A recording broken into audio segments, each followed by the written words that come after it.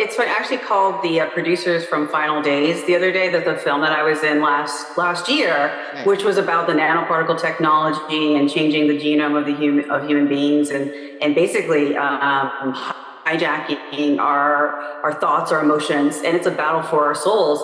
And I was like, hey man, I think we're a little bit early, because just the last couple of weeks, people are like, can you tell me a little bit more about this nanotech, and what does that book of Revelation say again? So I think we are, entering, near one of the final battles. Like, as what I love what you say is, like, Trump says they're after us and he's in the way, but the truth is they're after America, right? They're after the world, and America. After the world, sorry, after the world, and America is in the way.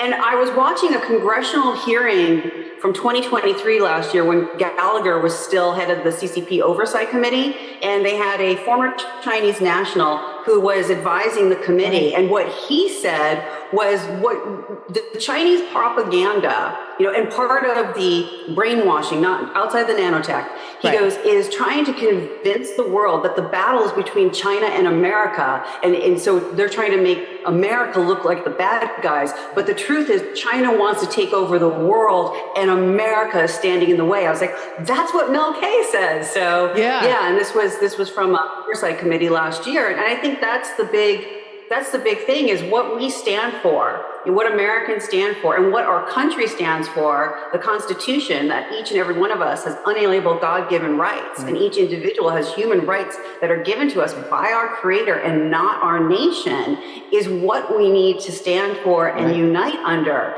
and we can't suspend the Constitution because there's a public health emergency or, whatever is going on in the world. I was thinking this morning, imagine if you suspended the laws of gravity because Elon Musk wants to launch a rocket. It would be chaos. And so we can't suspend the laws of the Constitution. I think Americans, with the new hope, with RFK Jr. joining Trump, I think that's great. It gives us hope. But still, we have to understand that we are going to save this country, and we don't need to ask permission from anyone to take local action. And we also can't have the delusion that someone's coming in to save us. Well, let's start with the let's start with the basics of the nanoparticles that are in the mRNA injections, the COVID-19 vaccines that we call them. And this isn't really that basic, but it's a little bit more basic. These are technologies that mimic biology, and specifically they mimic pathogens that we allegedly call viruses. So artificial intelligence synthetically recreated these genetic sequences that are foreign to the human body. And because they're patented, allegedly we can assume that they're foreign to this planet. They've never been seen before, right? So you have this genetic material, and it's encapsulated in a synthetic capsid. So technically it's not a cell, right? Because it doesn't have a cell wall, right? But it is a virus. That's what's being shot into people. And the NIH defines viruses as intracellular parasites. So the nanoparticle, that's how they're defined, or dead parasites. So innate parasites. They're not dead. It's just that, just like a cell or just like a sperm can't live on its own, it needs a host, right? Yeah. So when they create these, they create them, they use, unfortunately, human embryonic kidney cells, and they're vitrified. That's why they use the cryo-electron microscopy. So when something's vitrified, that's like a woman's embryos, or a man's sperm, or a woman's eggs after they've been fertilized. When you vitrify something, you have a sample, right? But it needs a host to survive. So the NIH keeps changing words, so that's how they can get away with not lying, or three-letter agencies. But anyway, so it goes into the cell, hijacks the cell, and it starts producing proteins, or it unloads proteins, which is just genetic material, which is just viruses, right? The term virus and genetic material, DNA, they're all used interchangeably, RNA. So it just expresses that in your body. But what they did with the nanotech, which is so, I think, nefarious and actually evil, is historically viruses never could. They weren't really viruses. They mimicked bacteria, or they were parasites. So if someone got exposed to an animal's, feces or urine and got sick, they didn't infect someone else, right? So what they did was they put these in technology that can host electromagnetic fields so it can actually get into the cell, and they made them nano-sized. So they made them not micro-sized, they made them smaller than the cells, right? And that's really important. So the size of it, so that's how they create these synthetic pathogens, right? And the way that COVID happened was it was aerosolized, or it was put on our packages, or it was put in our food and, beverages and whatnot. And that's how people got sick. So there wasn't human to human transmission until people started getting injected and turned into literal bioweapon factories, right? Yeah. But, I think what's important for people to know is because they now can host this, they're smaller than a cell, they host electromagnetic field, many of the particles were also designed to cross the blood-brain barrier, right? Wow. And go, basically travel right up. And that's why they was always attacking the olfactory nerve. So that's why people lost their sense of taste and smell. COVID was trying to get to your brain. Now, this is not creating an entire neural network, but once it gets to the brain, it can cause inflammation in the brain, which is why 1/3 of the symptoms of COVID, are, associated with chronic fatigue syndrome. It's swelling of the brain and spinal cord. But what's scary is it goes to the parts of your brain that are deep inside that are responsible for like memory and emotions. And that's what it's trying to hijack and numb. So that's this technology. And it was what was in the COVID-19 injections was not designed it wasn't just programmable, genetically programmed to change, to have you produce foreign DNA. It was also programmed to cross the blood-brain barrier and go and hijack your brain. So one of the number one diseases too that we're going to come see out of these injections in the next few years is early Alzheimer's disease, caused by a misfolding plaque in the brain.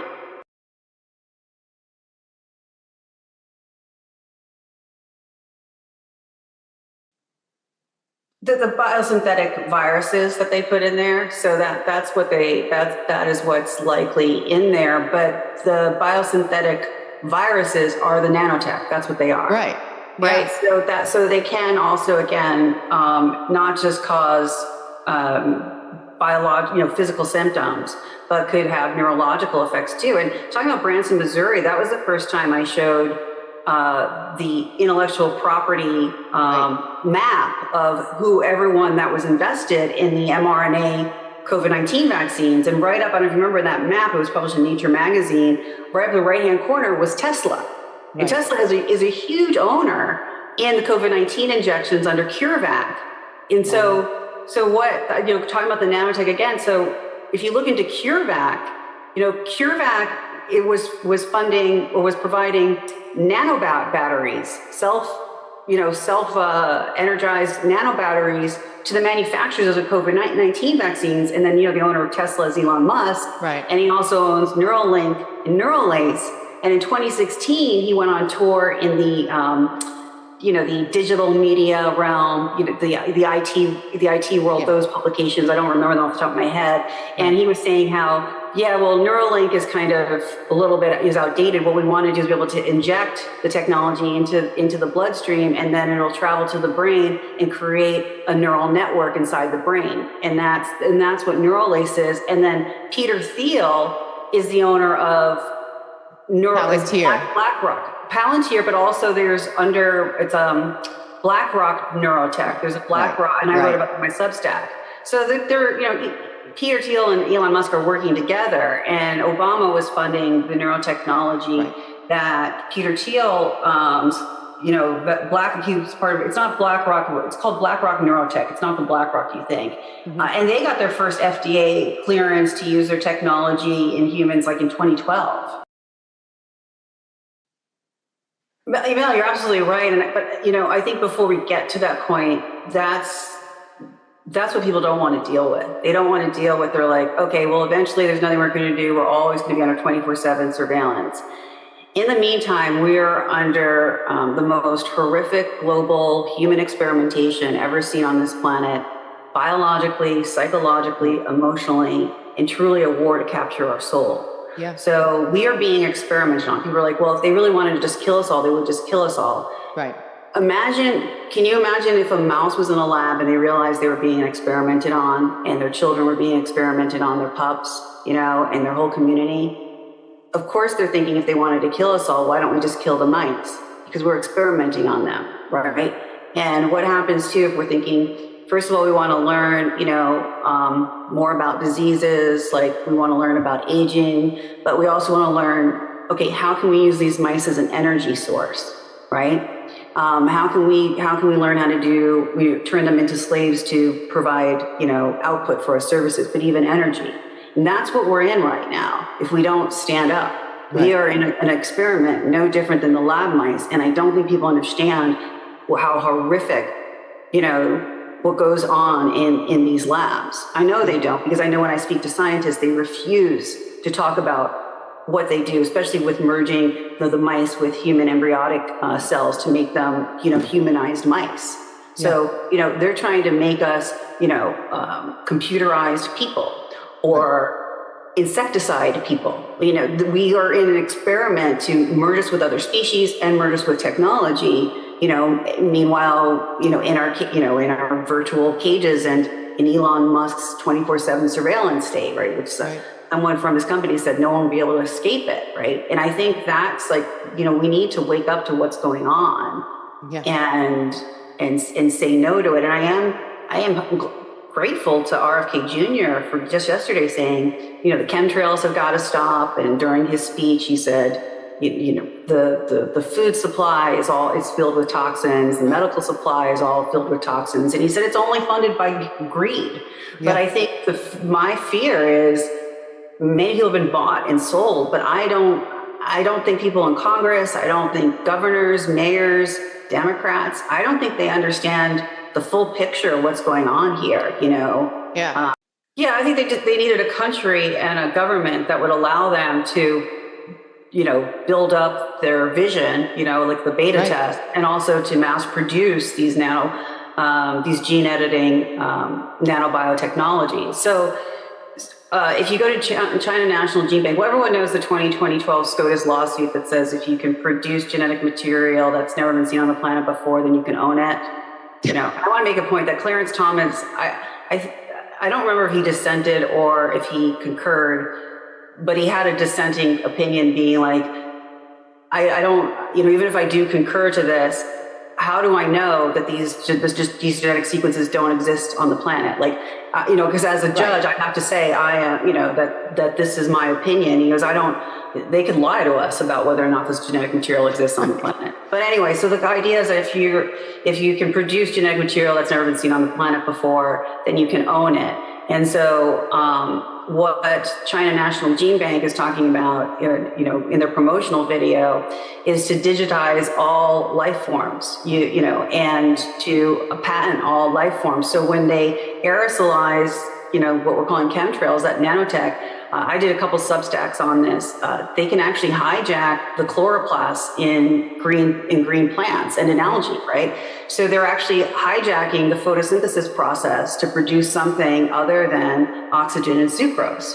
And then they can also patent it. But the idea is, and Michael Crichton did an interview with Charlie Rose on this about 15 years ago when he was still alive, and trying to think what book he had just gotten out. It was after Jurassic Park. Right. But, he was saying the greatest threat to humanity and the globe, he goes, isn't a nuclear threat. He's like, we knew during the Reagan era, or even the neocon, is that pre-neocons, whatever. Yeah, they knew that a nuclear bomb would not destroy all of humanity and the earth. But he said, if you could come up with a virus that could hijack the photosynthesis process, then that would destroy all life form as we know it. And so that is their intention. And what's bizarre, so they can patent it and own it. And then the China National Gene Bank says for the sustainable development of human beings. The word sustainable development always comes before an energy source. The sustainable development of oil, the sustainable development of, corn, right? Corn is a sustainable. So they're talking about using us as an energy source and genetically modifying us. But my question is, Mel, is like, and then they talk about getting the Earth down to carbon zero print, like no carbon dioxide. None of God's creation can live in this new, atmosphere that they're trying to create. And why there aren't more red flags, why the mainstream media isn't saying, whoa, this is really bad, even if you don't like human beings, like, your platypus and your whales and your dolphins are all going to die. Doesn't that at least upset you? Well, so the term is directed evolution. I don't know if you remember the Project Veritas. Project Veritas with that Jordan Walker interview was much bigger than people understand. What Pfizer's doing is, again, they're not creating what we call viruses, is simply foreign genetic material to produce foreign genetic material in the body. So you're directing the evolution of all species. Right. Now, people are afraid which is honestly, this is a silly fear. Oh my gosh, if I got an injection, or my relative got 6 injections, are they property of the United States of America? No, they're not. Under 1 USC 8, a person is a human being that was born of their mother's womb, however they came out of their mother's womb. And they go through actually graphic details in the law about how you can be extracted from your mother's womb. And so but the point is, we're all just because once you're born out of your mother's womb, you are a person, not a company, and you're a man or a woman. You can throw cat ears on and, a tail and call yourself a cat, but you're a person. Now the question comes, as we continue to genetically modify people, and if someone's, if it gives birth to another human being, a woman gives birth to another human being, they're going to challenge, well, was that individual a woman? And now they have the artificial wombs, right? So if a man uses an artificial womb, or a baby is incubated in an artificial womb, under U.S. law, that is not a person or a U.S. citizen. Wow. So that's how the law is written. But but talking about owning things, they're continuing to splice and change the DNA, and they're going to say, we own that, we own that, we own that. But I think, what's more important is the quantum dot technology that's in all of this. So remember, I said, like, it can host a positive electromagnetic field. Right. Quantum dots they're literally, they're an atom or smaller than an atom. You're dealing with the quantum mechanics. Right. And quantum dots, Life Technologies, which is now Thermo Fisher Scientific, patented it back in like 2012 or 2010, and that's owned by Thermo Fisher. So quantum dot is in all of these mRNA injections, and you can see what, in the mice studies, what it does is the quantum dot, then there's billions of them or millions of them injected, and they go to different organs and cells within the body, but they can also communicate with one another and create a barcode and a Bluetooth signal, just like you have. So quantum dots, what gives you the Bluetooth signals in your MacBook and and so now they put those in the cells. So that's how people are getting chipped. It's not like you're going to actually get a chip put in you. Right. So that kind of was just a story, I think, to distract us from the fact that you can be injected with these quantum dots, and they can create a unique code for you, and they can create a code for each organ of your body, Yeah. Well, the advocacy for women to kill their unborn child is brainwashing propaganda, part of this truly demonic agenda, to destroy the human species, and it's all, again, it's a spiritual attack as well. So I think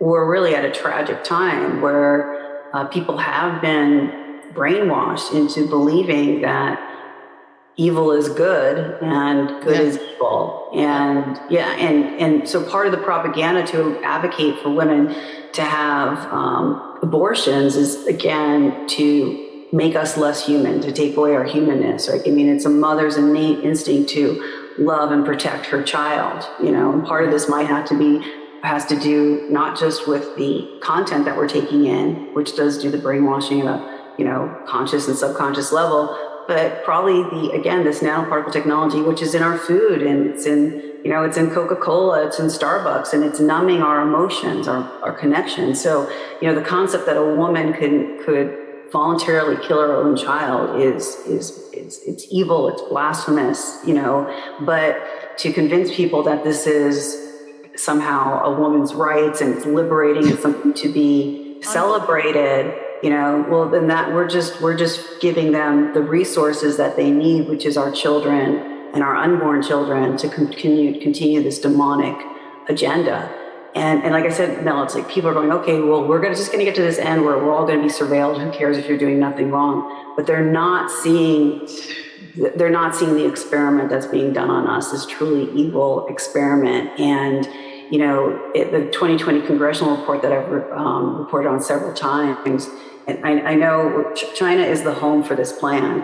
And they say, look, the Chinese national government not only wants citizens around the globe to accept the idea that humans do not have unalienable God-given rights, but they want them to praise it.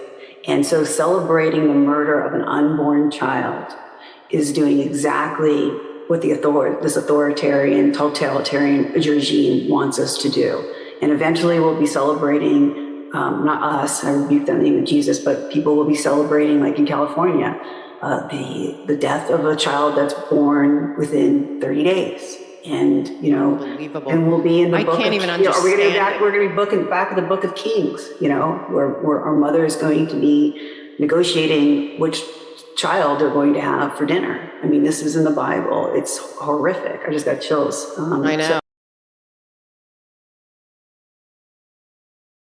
The whole COVID-19, the RNA, the whole mRNA platform is a whole eugenics platform. Yeah. I mean, it's shocking that people aren't waking up to this. And I think the deception is, instead of saying, look, we're going to inject you with the gene editing technology based in CRISPR-Cas9 that's going to cause your body to produce, genetic material that's foreign to you as your race, your gender, but also as a species, right? People would have said no way, but they say, oh, it's a spike protein. Oh, well, protein's good for you. It's just a whole play on words, but it absolutely, you can see what's interesting about this quote unquote, or this eugenics program is though the targeted groups were the high income Caucasian groups. Yeah. It's not like when you take a look at the data that's actually available at I think worlddata.com, it's high income Western civilizations that were hit the hardest with this program. It is. I mean, so I want to point out it was the U.S. funding, in cooperation with China, but this did come out of China. But I don't know if anyone's been following James Comer and the Oversight Committee for the last year and a half, and then I've been following the CCP committee. Okay. But Comer, so this was a joint U.S.-China military or U.S. HHS, collaboration, the COVID-19 weapons and the genetic warfare and all that, putting it in. Exposing humans to it in various forms, but it went against the nation of America. I mean, it went against our Constitution. So it went against the universal codes of military justice. I mean, it violated all of our laws. It did not violate the laws of China. So right. The point is that we were subverted. It was treason. And last week on the 20th, Comer sent a letter to one of many letters that he sent. I mean, he sent out hundreds and hundreds to the different departments, but one to Jake Sullivan, Biden's advisor and head of the National Security Council. And he basically, I'll just read this. Jake Sullivan happens to be in China right now, by the way, folks. So that's interesting. Well, they send a letter and Comer says, while the National Security Council acknowledges the numerous critical national security threats that the CCP poses, such as homeland security, global public health, international economics, climate, science and technology, cybersecurity, migration, and others, they've not only failed to develop a government-wide strategy to identify, deter, and defeat the CCP's unrestricted warfare, but Jake Sullivan has openly endorsed the CCP's unrestricted warfare. But they go on to say, and he calls it healthy competition. So he calls, the open border, he calls all of these attacks on America, poisoning our food supply, poisoning our medical supply, healthy competition. And what Comer points out is that we've sent letters to all across all the federal agencies, I think 23, And they're like the National Security Council. We said you have a responsibility, and the federal agencies do, to tell the American people that we're at war with China. But what he said here is the committee's investigation in Commerce has uncovered very few details of federal officials recognizing, understanding, or having strategic strategy to safeguard the American people from the CCP infiltration and influence. Many federal officials are unaware of the CCP's decades-long unrestricted warfare campaign, minimize the threat, and reflexively excuse CCP activity, threatening the security and the prosperity of communities across our country. So they're just playing ignorant. Yeah, that's what Comer wrote. He's like, you're pretending. So they're caught and they're just pretending like, what are you talking about? You know, they're just gaslighting him. And what was to me, I guess, disheartening, Mel, is people should check out the Substack. If you read the letter, he's basically saying it's pretty obvious to us that all the federal agencies in the Biden-Harris administration, you know, parts of our military are captured. Yeah. He's just like, you have to tell the American people so that they can prepare themselves. We have to tell the American people that we're captured, that the government's captured, the media has to. And he's just so they can prepare. I mean, it's a very disheartening letter when you actually read it. He's saying you have to let them know that we are at war, that been subverted. This is unrestricted warfare, so that their communities are infiltrated, everything's infiltrated, and it's been the long game. I mean, I think if you read all the letters that they've written to, whether it's the DOJ or Homeland Security or HHS, like you mentioned, the Patriot Act, that was CCP influence. This has been going on for decades. The amendments, the PrEP Act, right, to suspend the Constitution, during a public pandemic, that was CCP influenced. Then, the amendments to the PrEP Act in 2016 under the Cure Act, which is you can do something that you have no legal justification for. There's going to be more harm than good, and that. There's no factual justification. So you have the right, if the government says you have the right to commit attempted battery, assault, and murder of anyone you want during a federal emergency, so you're knowingly doing this, then you can do it. So that was all CCP influence, and that was passed under Obama. So we have all these unlawful laws, which SCOTUS has stood up and said, if there's an unlawful law, challenge it. You have the right to vacate it under a number of previous cases, as well as under the Administrative Procedure Act. So SCOTUS is saying, challenge this stuff locally and tell the judges it's their responsibility, the federal judges, to vacate these laws. No one's doing anything about it. They all went up during COVID, right? COVID-19 was China's war on human rights around the globe, right? So we put up all these surveillance systems across our country, which is the same. If you go and you look at the footage in China where you see people walking down the street, you see the squares going on their face and they can identify them. Well, that's what we put up during COVID-19. You stop at a stoplight, the police officer knows exactly who you are, your license plate, anything in your public record, just from his headquarters, right? He doesn't we're completely being tracked and traced. Right. And we allowed that to go up. It wasn't like people are like, what are these cameras going up? No one took them down. Nobody. No. Yeah, I think people have to show up and speak up and share the truth and the evidence that's out there and awaken their neighbors. You encourage them to do that as well, and to make sure at the local level, to make sure that you and your communities and your children's rights are not being violated come hell or high water, because literally hell is coming if you don't start standing up. And again, I think it is hopeful that RFK Jr. joined with Trump, and the fact that he said HHS is purely driven by greed and is killing the American people. Children especially. Yeah. And he's, I thought it's very profound when he said, there is a chance to save this country if we love our children more than we hate each other. And I thought that was a very profound statement. But I don't think people know what love means. Love means action.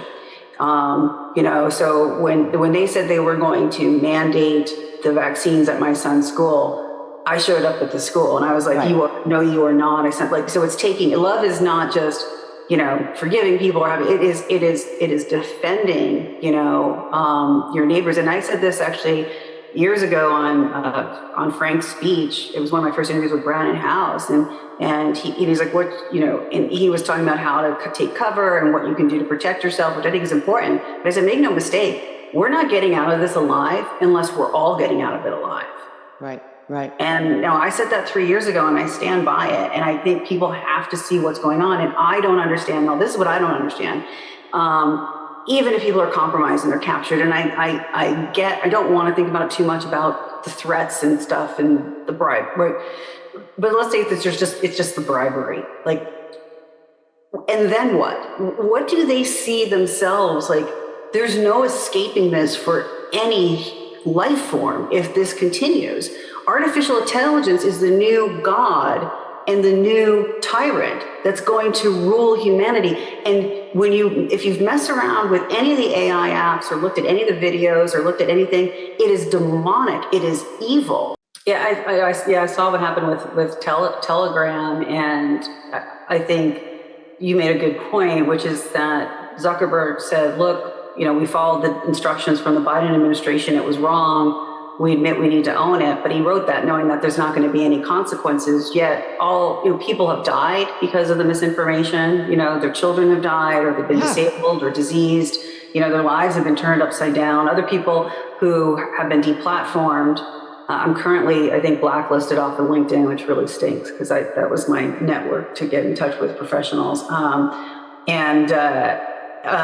There's no, people who have suffered losses, right? There's no justice for them. So, maybe there is going to be another purge. I think with the RFK Jr., though, JFK ticket, I don't think there's going to be a purge in the immediate. I'm not seeing there one being in the immediate future, since RFK's stance is the First Amendment, right? I mean, that's his whole stance is the First Amendment, and getting rid of making people healthy. And Trump said he was going to not fund public schools that have vaccine mandates. So it seems like maybe there's a respite, a little bit of time for us to, I think, well, there's actually the following Congress's letters is really enlightening, and nobody covers this. It drives me crazy. I know. But the letter that Comer wrote to Jake Sullivan, I believe that was August 20th, it's laying out what's going on. It's a letter, so it's not too long. No, right? I mean, that's right. And then there's a letter from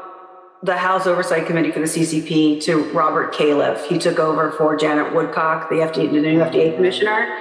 And they're like, this is like their words. It appears that the FDA has allowed U.S. pharma companies to allow the Chinese military to conduct FDA clinical trials for products being used on the American people. And there's been hundreds of them. So the FDA has been working with the Chinese military, to conduct human clinical trials for use in Americans. And on who? On their prisoners in their camps? And they said, and apparently you're doing these in Tibet and at Chinese military hospitals where the subjects, the patients enrolled, are actually victims of crimes against humanity and being forced into those trials. Plus, can we really trust the data? Because even in the trials that are coming out of China where we know it's corrupt and stuff, you're still showing, like in this early Alzheimer's drug product, which is an Eli Lilly drug, run by the Chinese military, out of China, one of the trials. You still approved it when 19 people died with early Alzheimer's. So you're talking about like 40 to 60-year-olds, like healthy, just died, and you still approve it.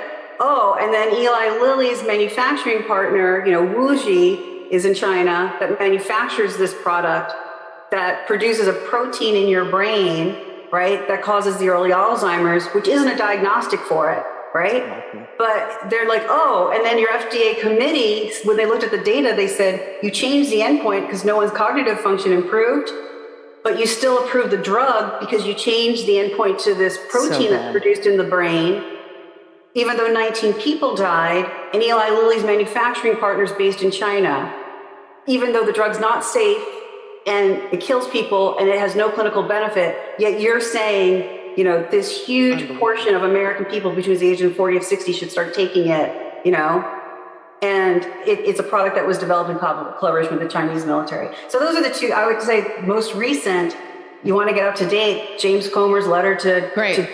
So unfortunately, now I'm going to say, being that it's August of 2024, the answer is no. And the reason why is because Governor Newsom, just funded the media companies in California $150 million to use AI to create the content for the news stations. Oh boy. That ship has sailed. So the ship of pharma, you know what I'm saying? It's just sailed.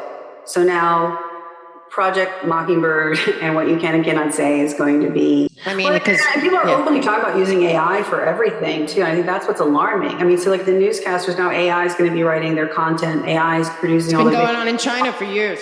Yeah. Yeah, but the people are enthusiastic about it. Yet, like, it's replacing you. Like, it's replacing humanity. It's also replacing our humanness. I mean, I think I have an older laptop, but my newer laptop, the co-pilot comes in and starts rewriting my content. Like, go away. Yeah. Like, let me write my and so I think people aren't, like, they're rooting for their own demise. I agree. You can go to the kingstonreport.com or karenkingston.substack.com, and that's basically where I am now. And that's where you're allowed to flourish. I'm on Twitter, but I'm throttled. I get like 200 views a post, so I don't know what's I don't know what's going on, but I think people, it's we have a respite with RFK Jr. supporting Trump, and I think during this, and by respite I mean don't rest.